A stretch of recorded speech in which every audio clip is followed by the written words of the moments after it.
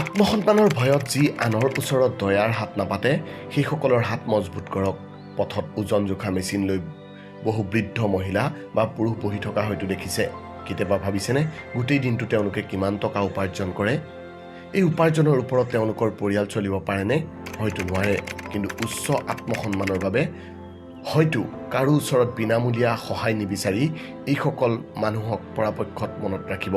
কেতিয়াবা প্ৰয়োজন নহ'লেও ওজন জোখক বা কলম এটা কিনক। ওজন কৰাৰ বিনিময়ত 10-20 টকা বেছিকৈ দিয়ক।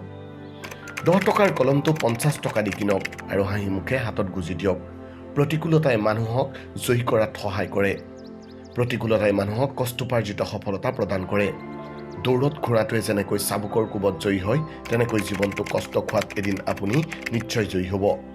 সিংহই যেনেকৈ ধাৰাবাহিকভাৱে গৰ্জন আৰু হিংস্ৰতাৰে নিজৰ চিকাৰক ধৰি তাক পৰাস্ত কৰে, আপুনিও এনেদৰে নিজৰ সপোনত মনোনিৱেশ কৰক আৰু নিজৰ ওপৰত বিশ্বাস ৰাখক। তেনেকৈ আপুনি দেখিব আপুনিও জয়ী হৈ গৈছে। মানুহে কেতিয়াও কাম কৰি ভাগৰি নাযায়। মানুহে কেতিয়াও কাম কৰি শেষ হৈ নাযায়।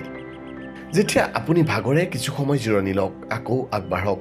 যেতিয়া আপুনি কষ্ট পাইছে বা পৰাজিত হৈছে, তেতিয়া আকৌ অতীতৰ অভিজ্ঞতাৰ পৰা নকৈ আৰম্ভ কৰক, মাথো আগবাঢ়ক।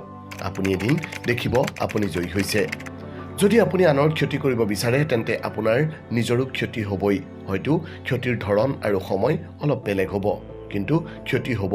কাৰণ অন্যায় কৰাজনৰ ওপৰত মানুহে প্ৰতিশোধ নল'লেও প্ৰকৃতিয়ে নিজৰ গতিৰে প্ৰতিশোধ ল'বই।